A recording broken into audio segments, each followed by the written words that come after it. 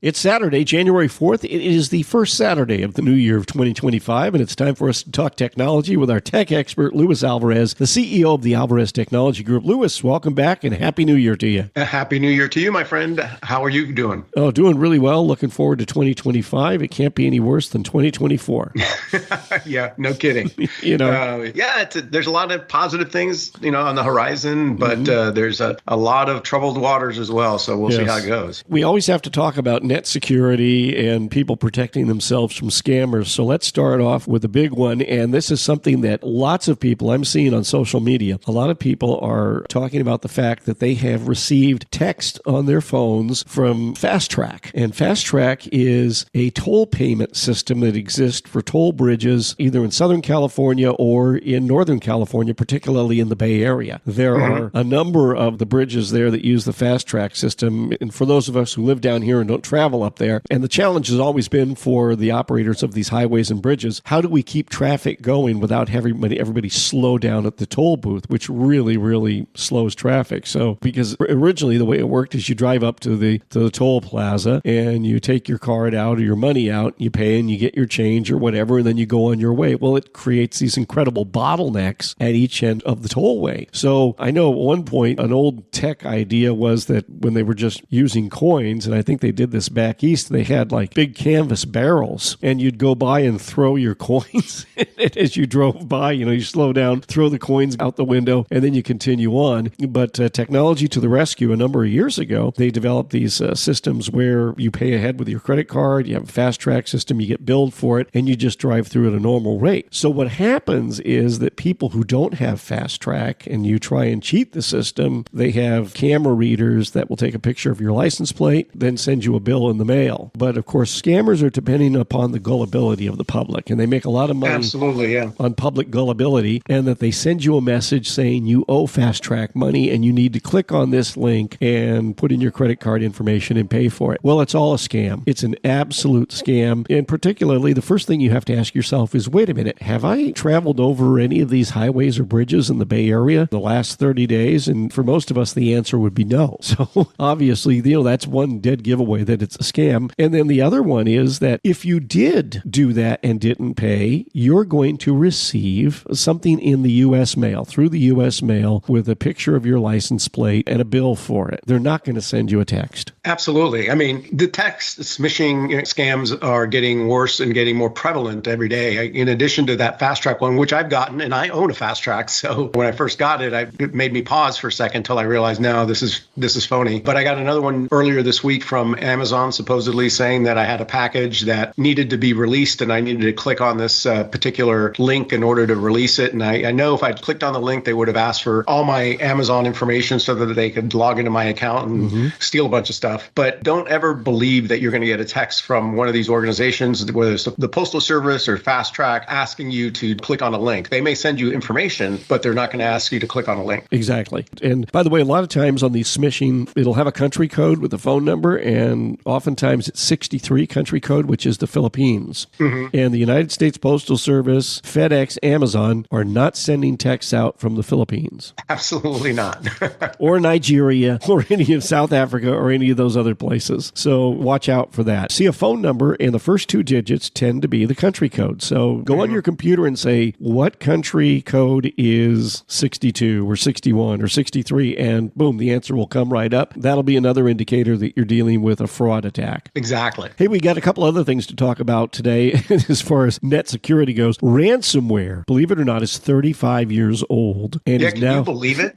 That's unbelievable. $1 billion problem. So that means that the first ransomware started back, in the 1980s when people were using 8088 processors? Yeah, so this is the first known instance of ransomware happened in 1989 when a hacker physically mailed a floppy disk claiming to contain software that could help determine whether someone was at risk of developing AIDS. So basically they're like, put this in your computer and then you'll check to see if you have AIDS. And if you remember the late 80s, early 90s, there was a lot of concern about the spread of AIDS. So people would have easily been duped into doing it. But essentially what would happen is, of course, that as soon as they put the disk in there and clicked the executable, it would hide the directories and encrypt all the files and then tell the person that they would have to send a cashier's check to a certain address in Panama for a license to restore the files and directories. So the process of restoration was way slower than today.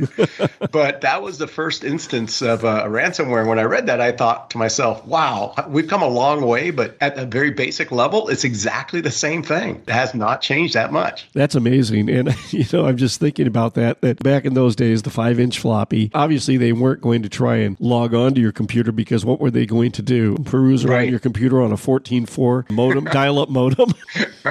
Oh, yeah. We've come a long way. A lot of us believe that the spread of ransomware really exploded in the early 2010s when cryptocurrencies became available and hackers realized, hey, I don't have to ask for cashier's check or Apple iTunes cards or all these other really weird things that they would try to get you to send them because they didn't want to be traced. Now I have a cryptocurrency. I have all this easy way of getting money so that it can't be traced to me. And that really helped grow the ransomware ecosystem. And now it's a big business. Like you said, last year they said it was over $1 billion was paid out in ransom. Estimate that by 2030, we're talking about hundreds of billions of dollars if it continues to grow at the level it's been growing. I guess, and part of the growth of ransomware is also due to the increase in speed in the internet available to almost everybody. And so a lot of this really started to burgeon once DSL came on the scene, which was the first high-speed internet that people could get.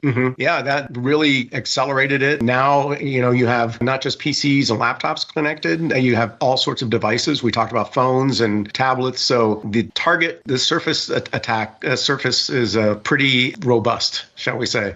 Hey, one more thing that we got to mention today, and that is that the Sixth Court of Appeals, the United States Appeals Court, has struck down the FCC's net neutrality rules. And the Sixth Circuit apparently found that the regulator, the FCC, was acting outside the bounds of its legal authority. Yeah, this is pretty big news, mostly because it pretty much puts a nail in the coffin of the concept of net neutrality unless Congress actually enacts a law that can be enforced, because trying to stretch the definition of the internet as a utility is no longer something that's possible. So for the time being, net neutrality is dead forever. So apparently, here's why the Sixth Circuit Court of Appeal justified the decision to strike down the rules, in part by referring to the Supreme Court's decision last June in Loper Bright Enters versus Raimondo. And this was the ruling that rejected the longstanding Chevron doctrine. And the Chevron doctrine gave great deference to regulatory agencies, giving them a fair amount of latitude in implementing their rules. So what was happening up until the Chevron decision was a federal agency could, like Congress could pass a law, but leave the definition or the implementation of the law very vague. It wouldn't be precisely written. And they would say, well, we will let the agency determine how they want to enforce this. And Loper Bright Enters was contending this gives too much latitude to unelected bureaucrats. This can amount in certain instances to like taxation without representation or rulemaking without representation, that you have people who have never been elected to anything making extremely consequential decisions on issues without having a mandate from the voters to do so. So this was the Supreme Court repealing the Chevron doctrine. And what it did, as you mentioned, Louis, what it does is it puts the onus on Congress to write very carefully defined and precise laws for agencies to implement. And what people in industry, those on the business or commercial side, the reason they favor this is because what any business is looking for is certainty from government regulation. Yeah. Exactly what is this rule? How exactly do we conform to this? And when you leave so much of these rules open to interpretation, if you're on the receiving end of the rule, like most businesses are, it's very difficult to plan. And it's also difficult to understand what the regulatory cost of a particular ruling or a decision by a regulatory agency will be, because they can so broadly interpret how they want to enforce that rule. And so for a lot of businesses, they would say, hey, this opens our wallets up to to endless or bottomless cost of regulation. So what you're going to see now is that it's going to be up to Congress to write precisely defined rules and laws for these agencies to implement. I don't know that that's necessarily a really terrible thing. If we all have a lot more certainty out of what's coming from government, I don't know how that can be a bad thing for people. Yeah, I think we're going to find out, because there's a lot of other laws on the books that have been interpreted like this. So people are going to challenge those, just like they challenge net neutrality, and we might see the unwinding of a lot of way we have been used to doing business, and inserting even yet more uncertainty into things. But it's something that